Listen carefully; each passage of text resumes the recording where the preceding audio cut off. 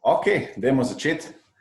Dobrodošli v drugem Leaders Talku, Beyond Leadershipa, kjer gostimo izjemne posameznike in odkrijamo nove dimenzije vodenja, njihove talente in recepte za uspeh. Danes je tema spletna trgovina, prednosti in priložnosti. Z nami so Andraž Gavez, Aljoša Domjan in pa Robi Pritržnik. Evo, dobrodošli vsi, lepo pozdravljeni. Danes imamo eno tako lahkotno, hkrati pa zelo zanimivo temo. Jaz bom na kratko predstavila vse naše tri goste, potem bomo pa z Markom postavila vprašanja. Z nami je Andraž Gavez, ki je ustanovitelj mojačokolada.si, tudi centra Fuli in pa predsednik društva spletnih trgovcev. Potem pa imamo z nami tudi Aljošo Domjana, ki je lastnik NAA in serijski podjetnik, kot pravi sam zase, in pa investitor. Za Roka bom pa kar Marko predala, ker sta bila sodelavca, pa ga bo on predstavil. Ja, Robi je bil pa dolg časa moj sodelavc, je pa tudi pred kratkim ustanovil podjetje Forage Labs, pa bil tudi eden izmed, ko bi rekel, pionirjev v času te krize in ustanovil tudi kupujemdoma.si, ki je rato zdaj blazno popularna platforma. Ampak o tem več v nadaljevanju. Tako. Mi smo si z Markom zamislili, da ne bova predolga in da ne bova uporabljala lastnih besed za predstavitev gostov. Predlagam, da vsak od naših treh gostov, da si zamisli, da ima samo en stavek in 7 besed za predstavitev in da se opiše s temi 7 besedami. Tako da, kar izvolite. Robi, ti si na sliki, lahko ti začneš. Poln energije, pripravljen na nove izzive, pa na stvari, ki jih še ne poznam. Ok, 13 besed. Super. Ajde, Aljoša, gremo na te. Vedno odprt za nove neumnosti, iz katerih pol naredim kaj pametnega. Bravo. No pa še Andraž, nekaj zveš čokolado. Ja, digitalna, energična oseba, ki obožuje adrenalin. 8 besed. Super, tole je bilo za icebreaker in za začetek. No, Andraž, pa bi kar začel s tabo. Mene zanima, ti si predsednik društva spletnih trgovcev. Pa če nam malo poveš, kaj to dejansko je, kaj to združenje ponuja, kaj je vaša vizija, vaš cilj? Lahko, ja. Načeloma gre za združenje, v bistvu neko cehovsko združenje, društvo, ki je bilo oblikovano v bistvu, mislim, da leto pa pol oziroma praktično 2 leti nazaj, popolnoma z namenom, tako kot so se včasih združevali v cehe ali pa tako kot ima zdaj neka marketinška sekcija, pa menedžerji in tako naprej, smo mi rekli v bistvu pač, da bi se radi pogovarjali o spletni prodaji. Tako da v bistvu se je to čisto iz neformalnih druženj, ko smo se tako 8 kolegov skupaj nabrali, pa se vsake 3 mesece v bistvu ob kavi pogovarjali o nekih logističnih zadevah, pa o nekih trendih, pa o tehnologijah in tako naprej. In iz tega v bistvu smo potem rekli, ker nas je bilo čedalje več, enkrat nas je bilo, se spomnim, 30, pa ni bilo več placa pol v kavarni, tako da smo rekli, dajmo to organizirati kot društvo. Tako da, zdaj pa v društvu v bistvu gre za to, da se 4-krat na leto dobimo na eno določeno tematiko v stilu spletne prodaje. Vedno je torej ali neka pravna zadeva ali tako naprej. In potem na tisto tematiko debatiramo v bistvu tam 4-5 ur. Je pa res, da je zdaj v društvu preko 100 članov, od nekih manjših do srednje velikih podjetij že vključenih in potem tudi ta baza znanja oziroma deljenje in mreženje poteka dosti bolj kvalitetno. Super. Mogoče kakšen projekt, ko je tako res zaznamoval vaše delo, pa bi ga izpostavil, pa bi rekel, to je to, tu smo imeli do zdaj največji vpliv? Mislim, v okviru društva, bom rekel, je kar nekaj iniciativ, ki se lotevajo predvsem iz tega nivoja, od nekega tudi Fuli, recimo konkretno kot fulfillment center, specializiran za spletne trgovine, je neka posledica tega društva. Torej enostavno mi v društvu vidimo, kje so neki pain pointi, saj Aljoša ima mogoče tudi dober pregled nad celim e-commerce trgom, ampak v društvu pač vidimo lahko neke sinergije na posameznih segmentih in ta fulfillment center je tudi posledica bil tega, ko je pač imelo večje število posameznikov enak problem in potem je treba te zadeve rešiti. No. Tako da tukaj je ena, pa potem recimo neki pravni vidiki, torej z nekimi GDPR-jem, pa kako rešiti posamezne bolj konkretne točke, ki ima kdo kakšen problem s kakšno specifično stranko in tako naprej. Tako da take stvari, namesto da to vsak rešuje pri sebi, potem to odpremo in ali se je marsikdo že srečal s tem problemom, ali se pa še ni, pa se še bo. Tako da gre res za eno tako stičišče neke spletne prodaje. Robi, pa če greva na te, tvoje podjetje se med drugim ukvarja tudi s postavljanjem spletnih trgovin. Pa me zanima, kaj pa je danes pomembno, ko postavljate neko spletno trgovino? Kakšni so ti kakšni glavni faktorji, ki pri tem vplivajo? V bistvu je dosti različno z tega, kjer ga gledaš na to. Zdaj pač zelo pomembna je sama uporabniška izkušnja, da se uporabnik zelo hitro znajde gor. Iz tehničnih vidikov je ful pomembna, bomo rekel, hitrost prikazovanja. Zelo veliko je v bistvu tudi pač na tem, katere plačilne sisteme integriraš noter, praktično vse nove spletne trgovine, ko jih zdaj delamo. Se vsi odločajo večinoma za to, da v bistvu že pač implementirajo kartično poslovanje noter, kar pomeni, da lahko plačaš in s kreditnimi karticami, s PayPalom. Zdaj neka nova fama, trenutno so tudi kriptovalute. Tako da v bistvu pač čim bolj tako ponuditi čim več na eno mesto, pa da je stvar res pač uporabna, predvsem pa da pač je usmerjena v kupca, da shajaš iz njega, da se v bistvu pač njemu prilagajaš. Super, hvala. Tako da skratka, danes je verjetno pomembno imeti trgovino, da Aljoša, mogoče boš ti malo več znal o tem povedati, zato ker imaš raznolike prodajalce na vaši NAA strani. Ja, spletno trgovino je dobro imeti že precej časa. Vsak, ki želi danes pač prodajati, biti prisoten, mislim, da ne more ignorirati deleža kupcev, ki pravzaprav skoraj vse nakupe opravi že preko spleta, in potem praktično vseh ostalih, ki vsaj nekaj kupijo preko spleta. Tako da tudi neki manjši trgovci ali pa trgovci, ki sicer prodajajo preko drugih prodajnih poti, imajo svoje trgovine klasične, so začeli dojemati, da je prodaja preko spleta prodajna pot, ki je ne morejo več zanemariti. Ampak še zmeraj pa velja, da v Sloveniji samo 50% vseh nakupov opravimo na spletni trgovini, medtem ko je evropsko povprečje 80%. Mislim, da so številke za Evropo malo slabše, za Slovenijo pa še slabše. Mi Slovenci daleč od tega, da bi kupili 50%, da bi porabili 50% svojega denarja preko spleta. Za računalniško opremo verjetno res in recimo nakupe televizorjev in tako dalje, medtem ko za tehnično, za ostalo, že za belo tehniko in male gospodinjske aparate, pa bi rekel, da to ne drži. Smo precej odzadaj, ja. Smo pa zato prvi po številu klasičnih trgovin na prebivalca v Evropi. To je pa zanimivo. Imamo hudo konkurenco, kako bi rekel, tiskati je tako, sam ven greš iz svojega stanovanja, hiše, pač pri neki trgovini. Tega je v Evropi in po svetu precej manj kot v Sloveniji. Tako da ja, spletni trgovci v Sloveniji tako moramo malo bolj fajtati. Andraž, če greva zdaj malo na te, ti si postavil zelo zanimiv koncept FULI, se pravi Fulfillment Center, ki je verjetno tudi prvi in edini v Sloveniji, pa mi upravi, če se motim. Kaj je bila ideja za tem, da si prišel do tega? Ja, mislim, bom popravil, nismo edini, smo pa res, da v bistvu specializirani za e-commerce.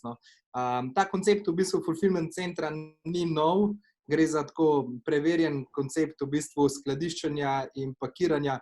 Glavno gre za neko full service storitev, ki jo spletna trgovina potrebuje, nek mali košček v mozaiku, mi pravimo, ki ga pač nujno potrebuješ. Torej, v osnovi gre za to, ko spletna trgovina začne prodajati, ko podjetje pač reče, da bi na spletu si želelo ali pa postavi strategijo prodaje preko spleta, potem seveda rabiš nekje tudi skladiščni prostor in nekje nekoga, ki stvar zapakira in potem tudi odpošlje in dostavi domov. Torej pač ta logistična pot v bistvu za to logistično pot poskrbi Fulfully.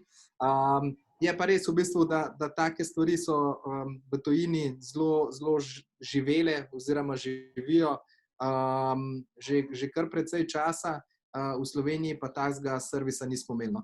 Tako da zdaj to, da bi se nekaj novega spomnil, v bistvu delač od tega, je pa res, da pač jaz sem tudi kot dejansko direktor Moje čokolade tako storitev res pričakoval že kar dolg časa na slovenskem tržišču. No.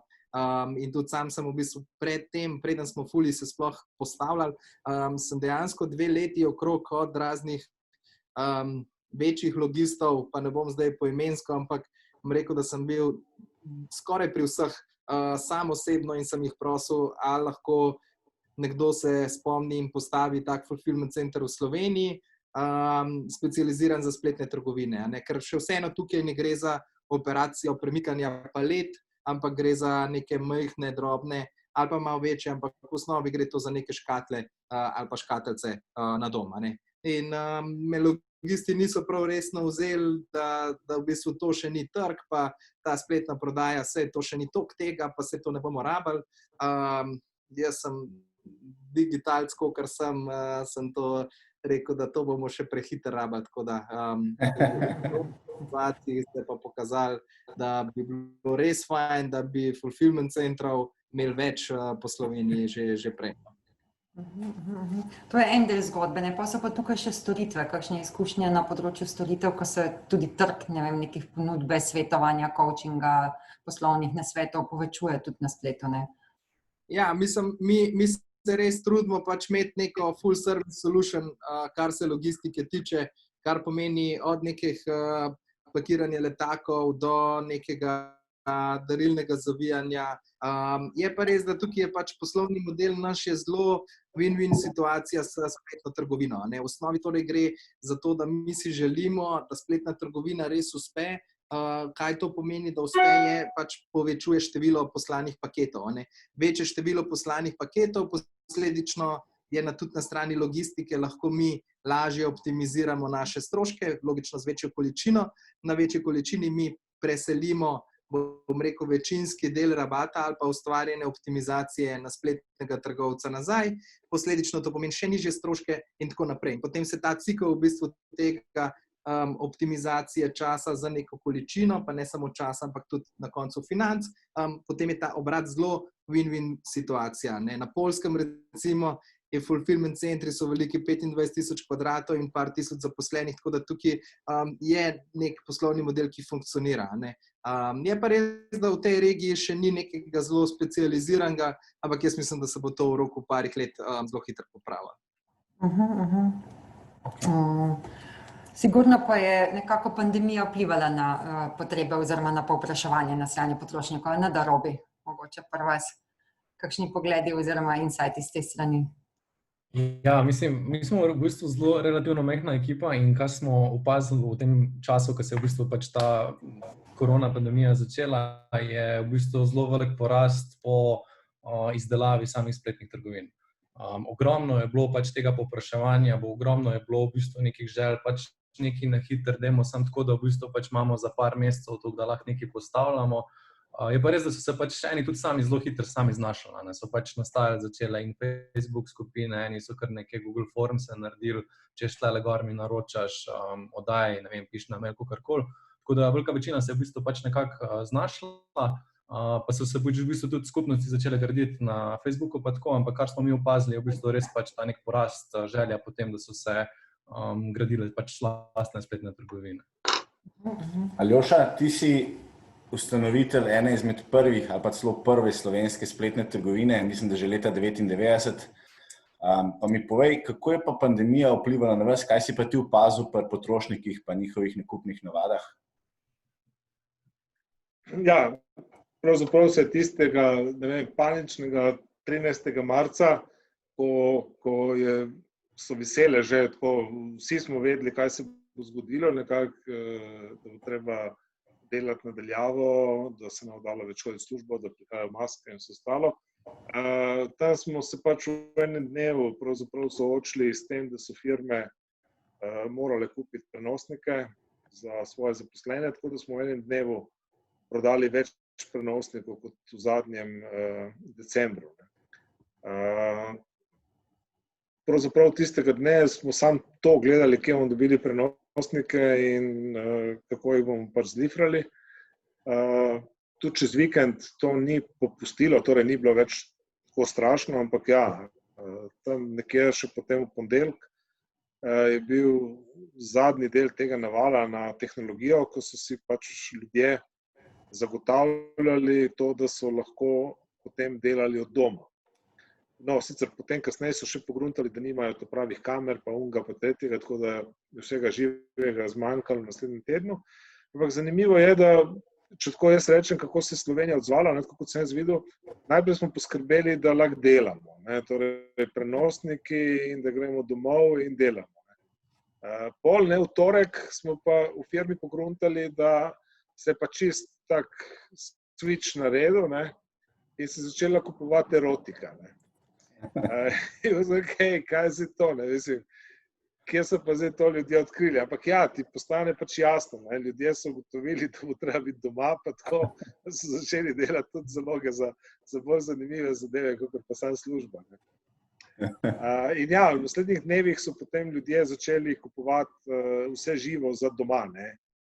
Fitness doma, šport doma,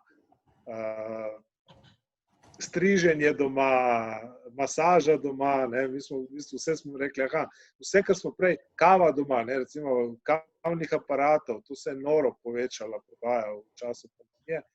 Da rečemo tem, da je pa itak aparatov za peko kruha zmanjkalo v celi Evropi v roku enega tedna. Tako da, ja, ljudje smo kar naenkrat se zaprli v svoje domove in pač kupili vse, kar rabimo, kar smo zdaj takrat uporabljali izven, potem smo kar naenkrat imeli doma. Tako da, ja, zelo, zelo zanimivo. Naš software je bil prej ta, kar računa statistiko in pol daje nam predloge, kaj dati gor, je bil prej narihtan na 30 dni in pol smo ugotovili, da to ne štima. Smo potem hitro preprogramirali na par dni, zato ker so se switchi, nakupovalne navade so se v bistvu menjale znotraj tedna. In tako zelo dinamičen čas je bil. Zanimivo. Mogoče je zdaj tako za vse tri eno vprašanje, ker se ravno o pandemiji pogovarjamo, kaj se bo pa zgodilo, če pride do še ene pandemije, kaj pričakujete? Mogoče vsak svojega zornega kota. Mislim, če jaz nadaljujem, v resnici ne verjamem, da bo spet prišlo do takega drastičnega zapiranja trgovskih centrov in vsega ostalega, pač pod nobenim pogojem. Tako da seveda, je pa strah v ljudeh, tako da to bo spet povzročilo, da bo nekaj več nakupov mogoče na internetu. Ampak jaz mislim, da unita glavni, mi smo v času pandemije imeli v marcu pravzaprav 3-krat večjo prodajo v tistih zadnjih 15 dneh, potem april, maj je bila 2-krat večja prodaja in zdaj že v juniju, ko smo že globoko ven izven in julij se nadaljuje, je približno 60-70% višja prodaja. Kar pomeni, da eni kupci, ki so pravzaprav v tistem času odšli na splet, zdaj kupujejo naprej. Tako da v primeru neke nove pandemije ne pričakujem, da bo to drastično povečalo. Mislim, da kdor je hotel, je zdaj v tem času prišel že do spletne trgovine in začel kupovati. In pričakuješ, da bo potem neki taki meri tudi ostalo? Smo spremenili svoje nakupne navade? Ja, mogoče 10% ljudi več, ampak ja, ugotoviš, da so eni, ki pa ni šans, da bo kupil nekaj na internetu. Rajš čaka. Meni je bilo zanimivo, sem gledal Googlove statistike worldwide. V vsaki državi, kjer so napovedali v zadnjem tednu, ko se je napovedal konec ukrepov, teh najstrožjih, je najbolj pogosto vprašanje Google bilo, kdaj se pa odpre, kdaj se bo odprl moj najbližji avtosalon. Pravi, ljudje so v bistvu takoj začeli razmišljati, da kupili avto. Ne. Takoj se vrnejo nazaj v nekih, kar je bilo prej. Ne. Stara navada železna srajca, ne? Tudi Stara navada železna srajca. Ja, tako da ja, jaz mislim, da tisti, ki niso zdaj bili za internet, pa jih res se ne splača več niti bombardirati s tem predlogom, ne kar kupujejo naprej na klasičen način. Andraž, kaj pa ti misliš, če bi prišlo še do ene, pa kako se je to pri vas odražalo pri moji čokoladi? Ja, jaz se dosti strinjam z Aljošo. Ta strah in ta nenaden del je v bistvu prišel in tako v bistvu hitro, ko je prišel, bom rekel, da je tudi šel, oziroma se spremembe so. Ne bom rekel, da ne, mi smo predvsem opazili pri plačilih, recimo pri načinih plačila. Mi smo dolg časa smo probali prepričevati naše stranke plačevanje s kartico in podobno. Ker še marsikdo je razmišljal ali pustiti tukaj te številke ali ne. Kar naenkrat v bistvu v roku enega tedna, 14 dni, so se kar naenkrat vsi naučili, bom rekel, uporabljati kartico. Ker je bilo še včasih zelo zanimivo. Tako da ja, jaz mislim, da splet definitivno je v trendu, mislim, mi v digitalu v celotnem, tako da ne samo v spletni prodaji, ampak čisto v konzumiranju informacij kot takih, e-learning in podobno je zdaj še posebej prišlo do izraza in marsikdo je tudi ugotovil, da mogoče pa glih za vse stvari, pa glih ne rab nekih fizičnih tudi sestankov in podobnih. Tako da enako je tudi v spletni prodaji, je marsikomu zdaj lažje ali pa olajša, ali pa si ni mislil, da je to lahko kupiti prek spleta, pa da ni vse skupaj tudi en natek. Tako da jaz na stvar gledam pozitivno, je pa tako, pri vsaki stvari. Veliko stvari, ko se zgodi, potem marsikaj gre tudi nazaj. Jaz pravim, nobena juha se ne poje tako vroča, kakor se skuha. In tudi v tej situaciji je bilo podobno. Je pa res, da v času, ko se stvari zelo hitro spreminjajo, ljudje sprejmemo zelo take nenavadne odločitve. Ta strah nas žene zelo v neko nenavadno skrajnost, bom rekel. In jaz mislim tudi, da smo se iz tega nekaj naučili in da tudi, če zdaj pride do drugega vala ali pa neke do podobne situacije, jaz mislim, da reakcija ne bo enaka. Dvomim, da bo nekdo, ki je kupil prenosen računalnik, zdaj pa še enkrat kupil enega. Tako da je pa res, da potrošne zadeve, kot so različne stvari, ki jih uporabljamo za vsakodnevno uporabo, pa zna biti določen odstotek ljudi, ki se je praktično navadil in mu je veliko bolj fino, bom rekel, kupovati iz naslonjača. Pa še Robi, Ja. da bo povedal, kako je bilo prej, pa kaj pričakuje ob morebitni še eni pandemiji. Pa malo nam mogoče še razloži, kaj si ti ustvaril v času te pandemije. Kupujem doma.si. Ja, zdaj, jaz mislim, da če se to ponovi, ali pa mogoče, ko se to ponovi, bi se strinjal, da pač sigurno bomo vsi mogoče malenkost malo bolj pripravljeni na to. Res je tudi, da pač nas je to vse prisilo v neko digitalizacijo in tisti, ki zdaj tega ni naredil, pa se prilagodil, se tudi nikoli ne bo. Je pa tudi pri potrošnikih, bom rekel, to povzročilo neko osveščanje, oziroma da so tudi spoznali, katere druge spletne trgovine so še na voljo, so naredili research. Tako da, ne vem, v času, ko je v bistvu pač bila ta kriza, so, ne vem, tudi veliki spletni trgovci v bistvu pač niso folga procesirati v bistvu teh naročil in niso mogli speljati v bistvu teh naročil. Se je v tem času ogromno drugih pojavilo in tudi za te v bistvu pač potrošniki zdaj vejo. Tako da v bistvu, če se bo to v kakršnikoli obliki kadarkoli ponovilo, jaz mislim, da se bo v bistvu ta load razdelil na v bistvu več trgovcev, tako da impact to velik ne bi smel biti. V vmesnem času smo pa mi v bistvu pač, bom rekel, 14 dni po temu, kakor se je v bistvu vse skupaj začelo, ker smo imeli ta naval povpraševanja po izdelavi spletnih trgovin, smo v bistvu zaznali potrebo, ljudje rabijo nekaj simple, da si lahko v bistvu hitro postavijo neko svojo spletno štacuno. Mi smo pa že kar nekaj časa imeli idejo o vzpostavitvi nekega marketplacea slovenskega, tako da smo ustvarjali spletno platformo kupujemdoma.si.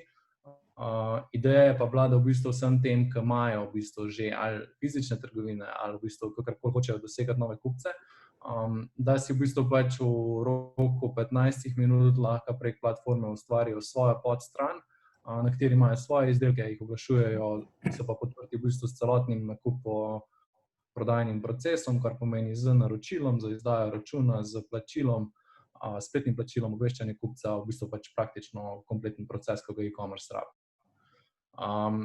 V bistvu zelo hitro nam je ratal gor dobiti 120 trgovcev, ki so se onboardali v enem mesecu, in zdaj v bistvu pač to nekako. Ravno hotela vprašati, koliko jih je ostalo z vami od teh 120? Vsi. Bravo. Ja, tako da praktično imamo stvar gor online, onboardamo nove, v bistvu zdaj je stvar prešla v neko tako fazo, ko v bistvu je self-sustainable. Dosti je bil ta word of mouth, pa se je v bistvu začelo tako, veš, tam je en ful dober projekt, daj poglej, mogoče ti bo koristilo, in je v bistvu pač zelo pozitivno bilo sprejeto. Aljoša, v tvoji trgovini oziroma v ena imate preko 300,000 produktov, a ne? Mene zanima tvoje mnenje, zdaj veliko se govori o tem, da bojo šle klasične trgovine v neke showroome, da se bojo digitalizirale. Kaj ti misliš o tem? Bojo fizične trgovine obstale, se bo res vse spremenilo v neke showroome, pa bo šlo v spletne trgovine? Ja, pa v experience. Ja. Mislim, nobenega razloga ni, da bi klasične trgovine popolnoma izginile. Na koncu koncev že danes obstaja tudi v klasičnih trgovinah več vrst trgovin, ne vem, imaš butike, diskonte, velike trgovske centre, ene nišne trgovine, ki so specializirane in tako dalje. Tako da te stvari ne verjamem, da bi pač zginile. Spletna prodaja pa seveda ima neke svoje prednosti za precejšen del stvari, ki jih ljudje kupujemo, in bo zagotovo rasla. Torej, ja, številke so po moje, če se pogovarjamo o vrsti izdelkov, v prid spletni trgovini. Ko spremljam konec koncev tudi načrte evropske industrije, avtomobilske industrije, pravzaprav vsi najavljajo, da bodo začeli ukinjati te pooblaščene prodajalce avtomobilov, nehali vzdrževati svoje mreže in bodo šli tako kot Tesla direktno na prodajo preko interneta. Tako da ja, ene trgovine bodo izginile. V to zgodbo showroomov in tega pa po pravici povedano ne verjamem. To je nek hibrid, ki se zdi logičen, ko si nek trgovec reče, ja, saj ljudje pa nekje bi morali videti, pa pa tako. Mislim, da se to ne bo dogajalo. Showroom bo vedno moral zase zaslužiti.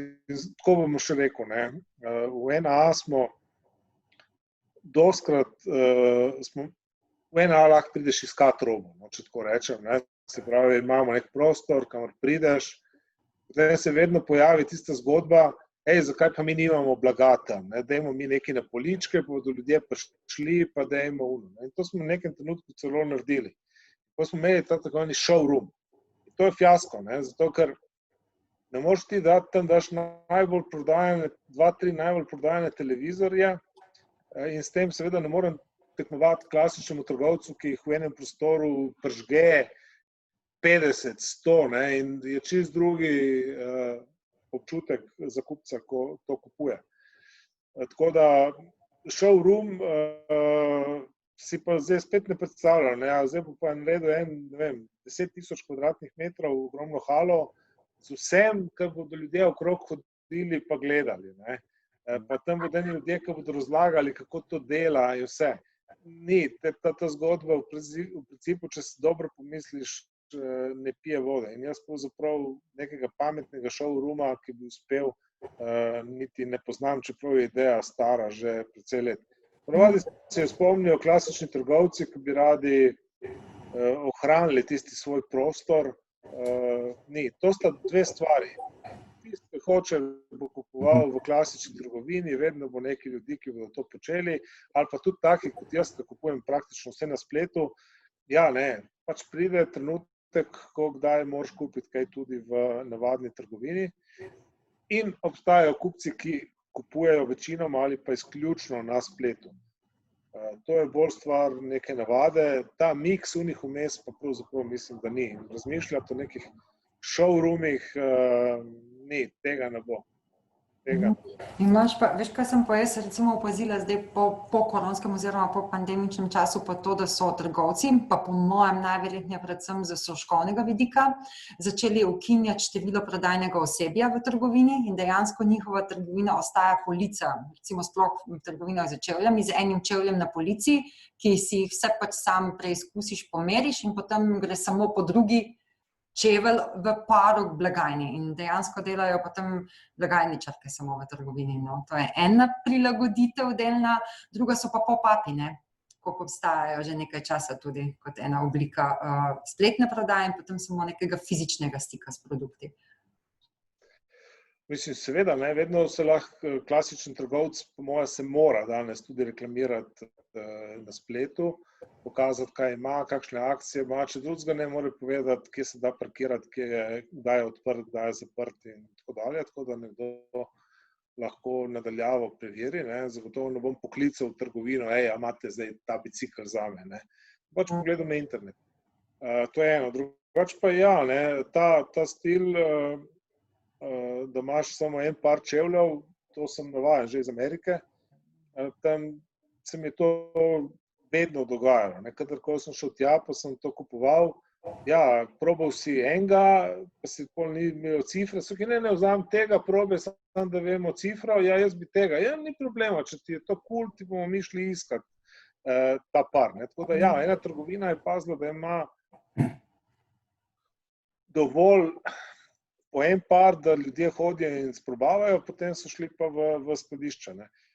Tudi to, ne, da v trgovinah trend kakovostnih prodajalcev v trgovinah je že dolgo znan. Ne. Ljudje, ki pravzaprav so strokovnjaki, zagotovo se jim ne da več stati tam v trgovini. Ja, stojijo ali pa sedijo oni strokovnjaki v Applovih trgovinah, ker dobijo dobro napitnino, ne, oziroma so dobro plačani za to, da svetujejo kupcem. To so plače, ki jih recimo slovenski trgovec tudi v tehnični trgovini niti ne more pričakovati. Ti ljudje so v Applovih trgovinah plačani kot inženirji, ne, kot strokovnjaki, ki nekaj znajo. To niso trgovci. Tako da, ja, klasični trgovci se pač soočajo s tem, da z vsako naslednjo generacijo zaposlenih pravzaprav imajo čedalje manj znanja o produktih, ki so tam. Po drugi strani pa kupci not prihajajo čedalje bolj izobraženi in podučeni, ker so se že predhodno pozanimali o tem, kaj kupujejo na forumih, na spletu in to je disaster. Ne? Potem pride en, ki je kupec, pa v resnici nič ne ve, on pa ve še manj, ker seveda ne pozna vseh svojih izdelkov. Ne? In zaradi tega pol ti kupci počasi začnejo hoditi na splet in reče, sej, oni pa nič več ne vejo o meni. Ne? Ampak, ja, trgovci se bodo, torej klasični trgovcev, jaz mislim, da klasičnih trgovskih površin se bo manj. Klasični trgovci se bodo pa morali naučiti tega, da lahko prodajajo edino z zelo kvalificiranim osebjem, ki kupcem dejansko doda neko vrednost. To, da sam pridejo tja pa poberajo, to pač ni dovolj visoka dodana vrednost. Ni, rabiš strokovnjake v trgovinah in ko se to začelo obračati, mislim, da bodo tudi klasični trgovci imeli nek svoj life. Zagotovo pa ne morejo več računati na takšne velike rasti prodaje, kot so jih bili navajeni v preteklih letih. To pomeni, da bo šlo v neko smer svetovanja, bolj kot samo prodaje v klasični trgovini. Ne? Andraž. Boš kupil tam, ne? Sej človek, ko bo tja prišel, bo potem tudi kupil. Ne? Jaz si težko predstavljam, da bi zdaj prišel v neko trgovino, pa tam spraševal vse v nekem fotoaparatu, po unimi sestavijo, pa vse, pa pol, da me vse ti dajo nek popust in vse. Pa bom pa nekam šel, ne? Pa bom rekel, zdaj bom pa še 3 dni čakal na ta fotoaparat, recimo, nekaj, da bom kupil na spletu. Mislim, da to večina ljudi ne bi, ne, pol takrat te prime in rečeš, ok, bom plačal nekaj več, pa bo. Ampak ja, rabim pa človeka na uni strani, ki res pozna produkt, ki ga prodaja in mi da tisto dodano vrednost. No, Super. Andraž, zdaj, če greva še malo na te, ki si dejansko imaš svojo spletno trgovino, si postavil tudi ta fulfillment center, pa če nam malo pišeš, kakšne so pa dejansko težave, če bi se jaz danes odločil, oziroma izzivi, da bi postavil svojo spletno trgovino. Verjetno je toliko nekih stvari v ozadju, ki bi jih mogel upoštevati. Pa če nam malo lahko deliš tvoje znanje. Ja, to je tako kompleksno vprašanje. Odvisno od izhodiščne točke, kjer se nahajaš. Torej, za samo spletno prodajo spravim, da načeloma je dosti podoben koncept pač fizični trgovini, si mogoče lažje predstavljamo. Torej, v osnovi rabiš neko izložbeno okno, rabiš nekega prodajalca, rabiš nekega skrbnika, rabiš neke tehnologije, kako v bistvu sprejemaš plačilne metode, pa rabiš seveda neko ustrezno blago. Mogoče največji izziv, ki ga sam opažam, mogoče pri nekih novih spletnih trgovinah ali pa novih nekih spletnih trgovcih, od nekoga, recimo, ki reče, ja, ta e-commerce je pa res super, dajmo to začeti delati. Jaz pravim, da prvi sam koncept spletne prodaje sloni na dobrem produktu. In zdaj, če v osnovi nimaš ti produkta ali pa storitve, ki ima tako imenovan nek product market fit, kar pomeni za neko ustrezno ceno, za ustrezno kvaliteto in nekega izdelka, ki ga trg nekako sprejme kot svojega in ga tudi kupuje, potem v osnovi imaš težavo. Zdaj, vse, kar dodajaš od različnih, spletnih trgovin, pa oglaševanja, pa oglasov in tako naprej. Mogoče se je to še dal pred parimi leti, bom rekel, malo potvikati, da tudi, če nisi imel v redu šopa, pa tako, pa ajde, pa je šlo. Ampak glede na konkurenco in glede na to, kako se čedalje bolj v bistvu vse seli na splet, bom rekel, da je tukaj treba biti pazljiv. Če ne grejo lahko zelo hitro zneski v nebo, pa tudi kalkulacija se v bistvu ne izide več tako hitro. Še vedno se da, še vedno je kar nekaj prostora, ampak je treba biti pa, bom rekel, dosti bolj previden, pa res mogoče strokovnjak biti na enem področju. Tako da, zdaj recimo, če bi se ti sam osebno odločil, no, zdaj pa grem jaz, rečeš, recimo, industrija me zanima, spletna prodaja me je zanimiva, kaj bi jaz lahko naredil. Jaz pravim, da se vprašaj, kaj znaš najboljša. Kaj je tvoja ekspertiza, kje imaš največ know-howa, kje lahko ti podaš znanje. Mogoče se ne rabiš čisto štartati, mogoče takoj s prodajo. Lahko začneš z nekim prodajanjem ali pa nekim svetovanjem, mogoče z nekim blogom, mogoče z video stvarmi, pa mogoče začenjaš z nekim generiranjem leadov, mogoče z nekimi e-maili. Potem, ko dobiš neke maile, vzpostaviš neko zaupanje, pa potem vprašaš za feedback, ali pa dobiš sam komentar nazaj, kaj je mogoče komu zanimivo, kot je tvoja publika, tvoje občinstvo, ki te rado spremlja, ne vem, na nekem fitness področju, recimo, ali pa na neke stvari, ki te res zadeva zanima, pa ti potem povejo, ja, tega nam pomanjka, tega pa v Sloveniji sploh ni mogoče dobiti, ali pa ko vidiš nek gap v stilu, ko vsi kupujejo iz tujine. Tukaj je tudi ponovadi kakšen gap, ko vsi rečejo, ja, tega pa sploh ne moram tukaj dobiti, moram tam nekje kupovati, ali pa to je pa res ful drago, ali pa tako. Takrat potem pa tista žarenca za svet, ja, tukaj bi pa lahko mogoče nekaj naredila. Ampak v osnovi rabiš dobro poznati potrošnika in zato, da dobro poznaš potrošnika, je najlažje izhajati iz sebe. Tako da to bi bil prvi nasvet. Ker velikokrat opažam jaz, predvsem pri fulfillmentih, pri Fuliju recimo večkrat dobimo kakšne bom rekel, padalce, ki rečejo, ja, e-commerce nam je pa zanimiv. Mi z Migo štartamo naslednji mesec, kao te bo prodaja, ja, tam nekaj bomo iz Kitajske kupili, pa 1-0 bomo zamaknili, pa se bo šlo. Ta krog to gre, ampak prav zelo daleč pa ne pridejo taki. Tako da, Aljoša, jaz recimo zelo občudujem pa spoštujem, ker toliko let ustrajati v eni industriji tudi ni mačeh hašala. Ampak zato imamo tudi take, kot je, ne vem, Robi in podobne, ne? Da grejo tudi kakšno drugo področje, pa Robi mogoče tukaj glede na to, kar smo povedali, kako pa za uporabo neke umetne inteligence in virtualne realnosti na spletni prodaji. Kako misliš, da bo to vplivalo na nakupovanje online, ja? Zdaj se v bistvu te tehnologije že dosti, mogoče malo prikrito v bistvu pojavljajo v samih teh sistemih. V bistvu mogoče niti ne veš, da se uporablja. Mislim, uporabniku je tako vseeno. On v bistvu pač vse, kar on rabi, je, da v bistvu pač odda naročilo, pa da stvar dobi domov. Njemu je čisto vseeno, kje kupi, v bistvu pač ali je zdaj on price shopper ali v bistvu pač benefit shopper, v bistvu z kakega namena kupuje. Ampak v bistvu, kar se uporabe tehnologije tiče, se zelo veliko teh stvari že uporablja. Je pa res, da lastniki spletnih trgovin v bistvu niti ne vejo, da ta stvar v zadnji, bom rekel, laufa. Zelo veliko je zdaj, na primer, uporabe umetne inteligence v raznih, bom rekel, product suggestionih oziroma pri iskalnih parametrih, ko v bistvu iščeš izdelek v spletni trgovini, da ti ponuja glede na to, kaj si iskal prej, od kje si prišel, v bistvu, da se v bistvu pač od tega ti pametno ponuja izdelke.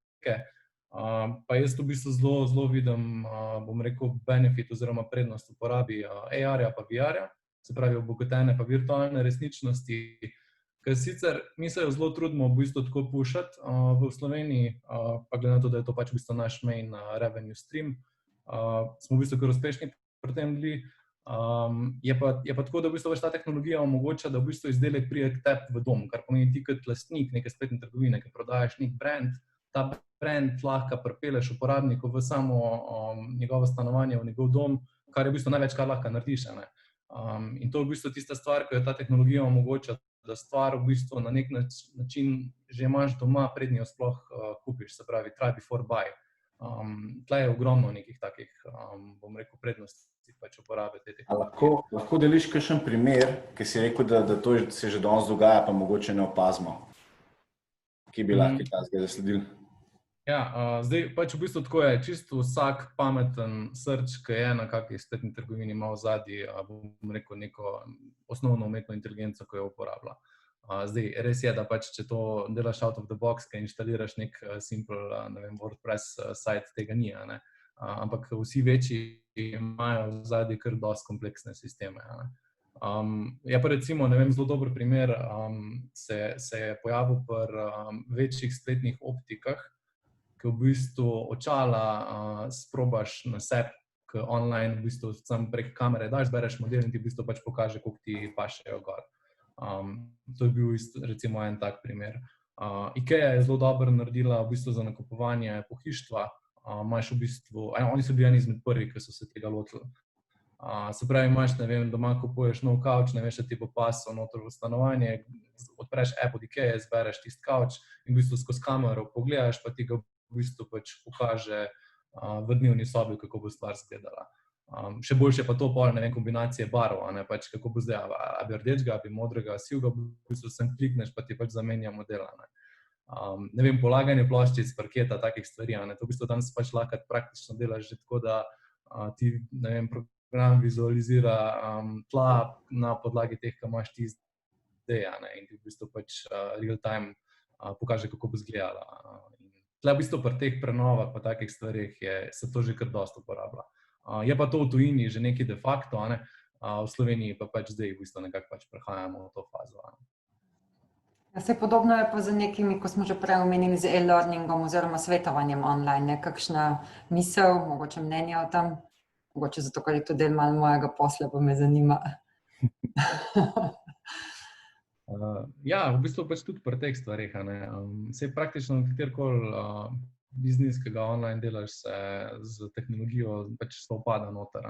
Jaz zmeraj rečem, da v bistvu pač je potrebno pri tehnologiji biti zelo previden oziroma pameten. Pač ne siliti v neki zaradi tega, ker je fancy, pa zabavno, pa zanimivo, ampak predvsem najdi tisto nišo, kaj ta plaka pomaga, kaj bo uporabniku to koristilo, zakaj bo on imel dodatni benefit. Ker velikokrat grejo velike firme, sploh pač ti, bom rekel, early adopterji, v neke tehnologije, samo zato, ker je in. Naprimer, ne vem, blockchain, vsi so govorili, da so delali blockchain, vsi so imeli vse, v resnici je bilo pač to neka, it's just a word. Tako da pri teh stvarih je pač bolj pametno, da razmisliš, da poznaš, da veš, da obstaja tehnologija, pa predvsem pol pametno, da to uporabiš. Aljoša, če gremo malo nate, daj mi sam povej, se pravi, vi imate algoritem od zadaj, ki dela neko predikcijo. Kako pa vi recimo določite potem te top izdelke, ki jih morate verjetno tudi zelo hitro nakupiti, pa narediti neko določeno zalogo? Ja, pač stvar funkcionira vsem, če je človek zraven, ne, torej, pač, če hočeš voziti avion, ne, ni dovolj računalnika, ampak rabiš še pilota, tako da načeloma mi pač prodajamo dosti širok asortiman, recimo sam prenosnikov mislim, da imamo tam okrog 600 različnih, ne. Človek, ki se ukvarja s prenosniki, v bistvu ima dober vpogled, ne, od zadaj, tako kot da bi vozil avion, ne. Koliko ljudi gleda prenosnike, kjer gledajo, to vidi vsak dan in software mu v bistvu sam daje rezultat, za katere prenosnike je pravzaprav največja verjetnost, da se bodo prodali. Tako da moraš malo gledati te trende, kako se pač te lastnosti obračajo in potem pač seveda zagotoviti zalogo, pravočasno zalogo te pravih prenosnikov. Takrat, ko zadaneš, ne, potem seveda te prenosnike imaš in se jih tudi prodaja. Je pa tako, če je, pred korono je trg izgledal dokaj stabilen, v času korone in še vedno od tistega časa pravzaprav ugotavljamo, da ne vem, to je tako, kot da bi nekaj valovilo, ne, rečemo pač, ko smo slovenska trgovina v Sloveniji in se kar nekaj spreminja. Enkrat kupujejo take prenosnike, enkrat druge in vse ostalo je enako, ne. Torej, zelo niha, ampak to, jaz sem sam fasciniran, ne, kako nekega dne se ljudje odločijo, ne vem, en v Lendavi, en v Kopru, 5 v Ljubljani za isto stvar, ne. Mislim, kje ste najdli zdaj, da je tisto najugodnejše? Mislim, to je tako neverjetno, kako ljudje najdejo neko stvar, zaradi katere se pravzaprav vsi zakadijo skoraj isto, ne da bi pravzaprav ti kaj posebej naredil, ne, enostavno tako. Zdaj moramo res biti zelo pazljivi, da ne bi mislili, da je neki tako zelo dolgoročen trend. Ja, Joša, zato, ker veliko verjetno tudi... Ja, vrlo se reči, da veliko je tudi vpliva kakšnih influencerjev, pa Instagramov in social medijev, ne, oziroma socialnih medijev. Ja, nekdo nekje naredi, ne, in potem se pač ti tisto kar zgodi, ne, kar naenkrat se na hitro ti vse obrne. In jaz recimo bom rekel tako, ne, še 10 let nazaj, to je daleč, so moji uredniki odločali praktično o vsem, kar ste videli na prvih straneh, ne. Zdaj pravzaprav en urednik ima na voljo samo 5 izdelkov, o katerih on odloča. Vse ostalo dela avtomatizem. Ker enostavno nismo sposobni tako hitro se obračati in tudi trgovina, smo ugotovili, tako je bolj zanimiva, ne. Software sam sebe uči, ne. Software recimo ugotovi, ne vem, danes je nekdo nekaj kupil, in da ti spol recimo na prvo stran, ne, to je zanimivo, ne, se mogoče obrača trend, to software zračuna. V redu, ne, lahko se zgodi, da nihče ne bo drug kupil jutri, potem ta stvar vrže, software sam vrže dol in vrže nekaj drugega gor, ne. In išče tisto, kar bo laufalo. Človek nima šans, da je tako hiter, ne. Lahko se pa zgodi, da je software zadev, naslednji dan spet ljudje kupujejo in potem že vemo, da gremo na poti k uspešnici. Ampak to mašina zazna prej kot pa človek. Mi kot ljudje smo pravzaprav zelo omejeni z svojim pogledom, ne. Tako, ko smo se s komercialisti, jaz pač sem se dosti let pogovarjal, ne, z mojo ekipo, in že skoraj veš, kaj ti bodo ponudili, ne. Enostavno si omejen s tistim svojim razmišljanjem in potem, ko smo začeli ta avtomatizem, to inteligenco, software, so kar vsake, ne, to ne more biti res, to je nekaj narobe, to je narobe sprogramirano. Ni res, ne, dejansko je bilo prav, ne, ampak ta naša notranjost, naš pogled, ki se nam zdi, da kar vsi mislimo enako, nas zelo omejuje. In tukaj brez softvera pravzaprav se ti ne moreš danes prodaje nekaj milijonov ljudem, kaj šele globalno, ne, kje vedeti, kje to rabiš. Softver pa to noro pogrunta. Jaz mi je prav tako v zabavo, no, ko se v firmi pogovarjamo, da v kakih takih stvareh se kar prijetno zabavamo. No, jaz pravim, da beseda na A, ki vodi naše življenje, je algoritem, če ga vekoli že pače. Tako, ja. Evo, mi imamo tukaj možnost v našem Zoomu tudi, da na chat napišete vprašanja, kakršnakoli, ki jih imate za Andraža, Aljošo ali Robija, ali pa tudi za naju dva. Tako da kar izvolite, jaz sem napisala tudi uvodni pozdrav že prej. Vsa bomo poskušali zastaviti, tako da karkoli vas zanima, je zato tukaj chat. Bi pa seveda prej, preden gremo na kakšen chat, še eno zanimivo vprašanje. Dejva. Boš ti, kar, ja. Boš najbolj postila, super. Pa gremo mogoče kar tepe, Andraž, pa bo pol Robi ti dal repliko, pa bomo pol zaključili z Aljošo. Kaj mislite, da bi bila pa neka naslednja breakthrough ideja za spletno trgovino? Nek preboj? Nekaj, kar bo wow, pa sledi temu, ker ni algoritem. Andraž? V stilu tehnologije ali v stilu vsebine? Kakorkoli. Kar ti misliš? Bomo pol, Robi se bo verjetno malo tehnologije navezal, tako da ti pa poželi. Ja, jaz tukaj pač učujem. Torej, ena opcija je pač v stilu tehnologije, ne? Zdaj tukaj imamo nek VR, oziroma bom rekel bolj konkretno ali pa malo bolj tako, da odgovorim, kako torej, ali pa da izhajam iz tega, kje ima spletna prodaja še vedno izziv. Izziv spletne prodaje je tega, da ti izdelka ne moreš prijeti v roke, da ga ne moreš videti, da ga ne moreš potipati, da ga ne moreš povohati, da ga ne moreš občutiti. In vsak spletni trgovec ve, da to je njegov v bistvu edini pain point, največji, poleg pač še nekaj ostalih, ampak to, da ti izdelka ne moreš ustrezno predstaviti na spletu. In zdaj s tem se v bistvu borimo vsi, torej kako še bolj to izkušnjo približati doma. Zdaj, in tukaj jaz mislim, da se bodo v prihodnjih letih dogajale zanimive reči. Torej, dobro, sej, od neke slike smo prišli na videe, smo prišli naprej, ampak jaz mislim, da tukaj je še kar nekaj stvari. Jaz čakam na moment, ko boš lahko povohal čokolado prek spleta. Vedel pa ne boš, če je res tako sladka, kot pravite. Jaz mislim, Von recimo ima zelo zanimivo vlogo pri nakupu. Enako tudi Sluh recimo. In ko bomo znali Sluh in Von preleviti v spletno prodajo, bo to čist drugačen experience. Tako da čakam iz tehnološkega vidika ta del. Jaz mislim, da to bomo še doživeli v našem času. Tako da jaz se veselim teh momentov. Robi, gremo na te. Kaj ti misliš, da bo nek breakthrough?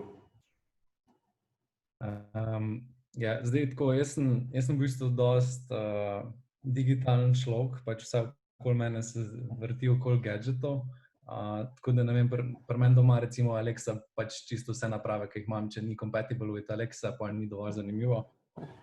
Jaz mislim, da bojo hitro se pojavili v bistvu neki osebni asistenti, ki ti ne boš več iskal produkta, ampak boš rekel, ok, glej, ne vem, Alexa, poišči mi eno ful dober računalnik, ki ga bom uporabljal za pisarno in pač ona bo se skonektala na en webshop, ti bo naročila, ti bo naredila payment in ti boš pač stvar dobil domov. En preboj se bo mogel narediti na sami logistiki. Ne vem, jaz imam ful v bistvu upanje v neke te drone, da v bistvu z dronom dobiš dostavo na dom, ti pač naročiš stvar, tam se na balkon postaviš in ti pač on pripelje, se mu zahvališ in on se odpelje naprej. Pa zelo veliko bo po moje v bistvu pač teh nekih tehnoloških prebojev, da boš pač lahko stvar bolj enostavno prej videl pa sprobal v vidiku AR-ja pa VR-ja. Kar se pa tiče v bistvu samih produktov, pa tega se mi pa zdi, da zelo veliko že zdaj gre v to naročniško ekonomijo, kar pomeni, da v bistvu ne ownaš produkta, ampak v bistvu plačuješ nek, bom rekel, mesečni subscription za to in pač ti oni skrbijo za nek novo napravo, kakorkoli vzdrževanje te stvari. In potem, če se premisliš, da slučajno ne vejo, potem sam javiš, kje si se premislil, oziroma kje si kaj novega izvedel. Če še algoritem ne ve prej. Aljoša, pa še tvoji pogledi? Ja, moja največja želja bi bila, da bi čim se nekdo logira na NAA, da bi NAA že vedela, kaj bo kupil. Da pravzaprav bi znali, ker kupci se čedalje bolj tako našajo, vpišejo svojo željo in želijo, da bi mu pokazali točno tisto, kar on, tisti kupec v tistem trenutku želi. In ja, res bi si želel, da bi imeli v spletni trgovini takšen software, ki bi to znal zaznati.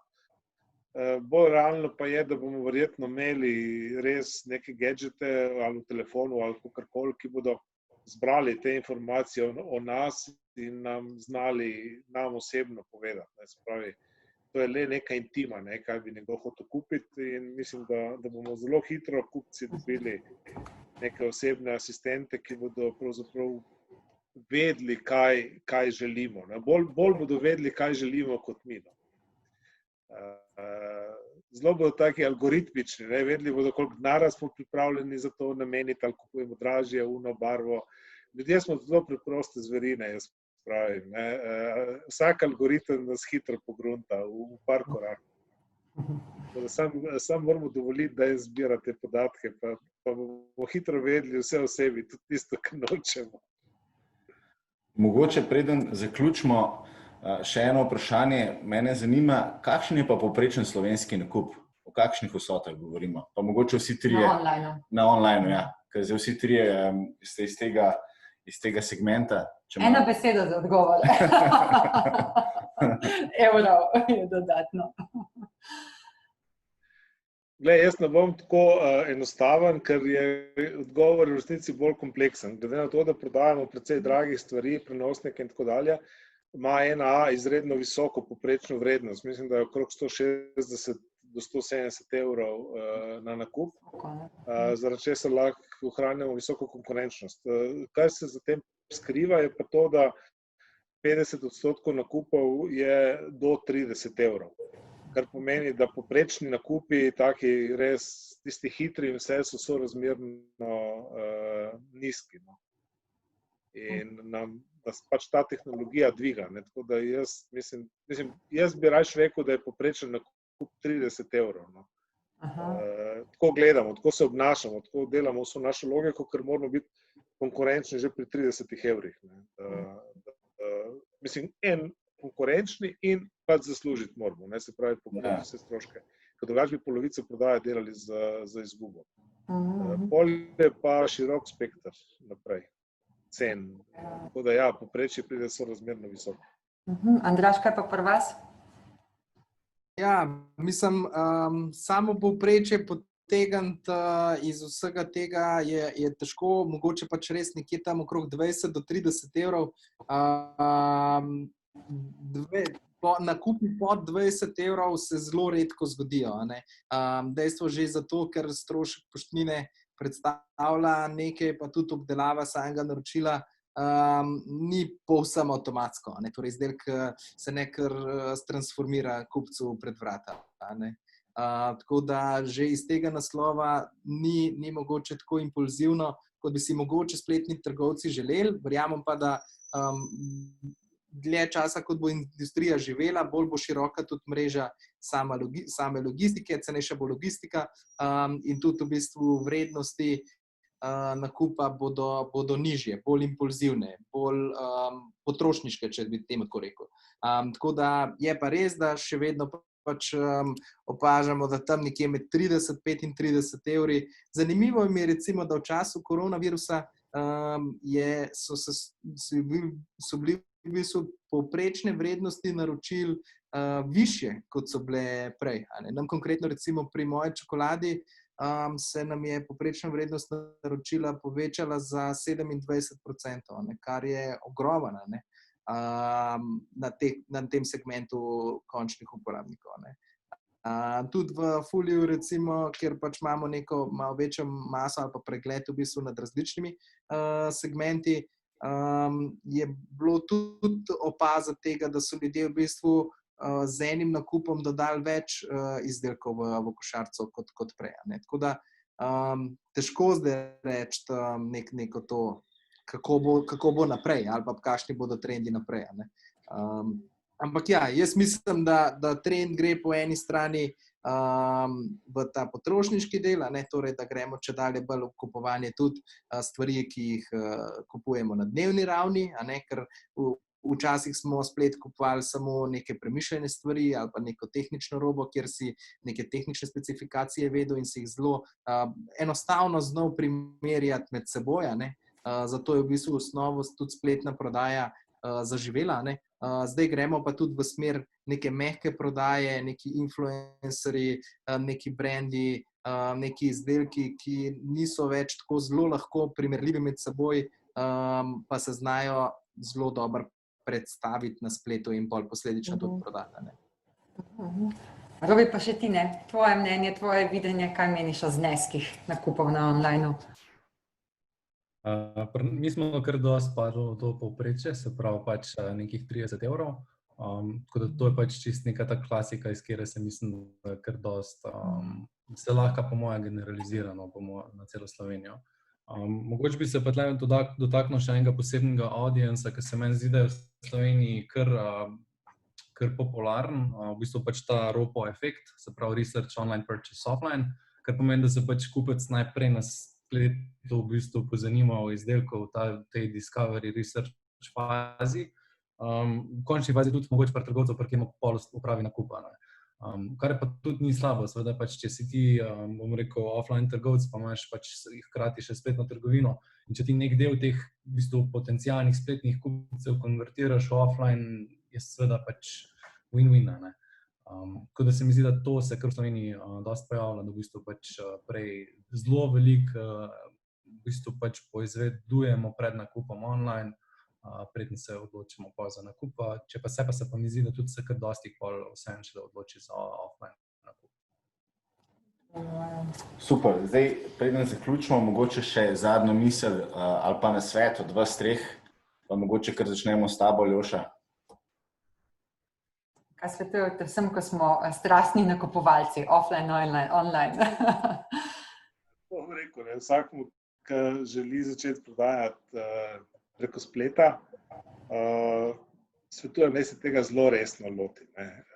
Najde ljudi, ki znajo kaj več o spletni prodaji, ker sem tako lahko uspeš. Naj ne grejo gor neki probat, pa bodo pol videli, kaj bo, ker bodo razočarani. To je, na koncu koncev je prodaja preko spleta najbolj konkurenčna zgodba v zgodovini človeštva. Tako da naj se ne podajajo tja tako lahkomiselno, saj bomo, zato ker ne stane dosti. Ne vzamejo zelo resno in potem bodo uspeli.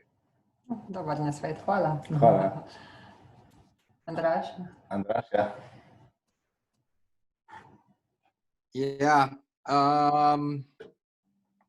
težko, jaz ne rad dajem splošnih nasvetov, še posebej tako, ker nikoli ne vem, v kakšni izhodiščni točki je nekdo, ki se podaja na doživetje. Tako da jaz bom rekel, imejte se fajn v vsaki stvari, ki jo delate, pa lotite se v bistvu pač res, ja, mogoče tako, kot je Aljoša rekel, s pametjo, predvsem pa to, da pač res je od odzadaj neka zabava, neka strast do zadeve.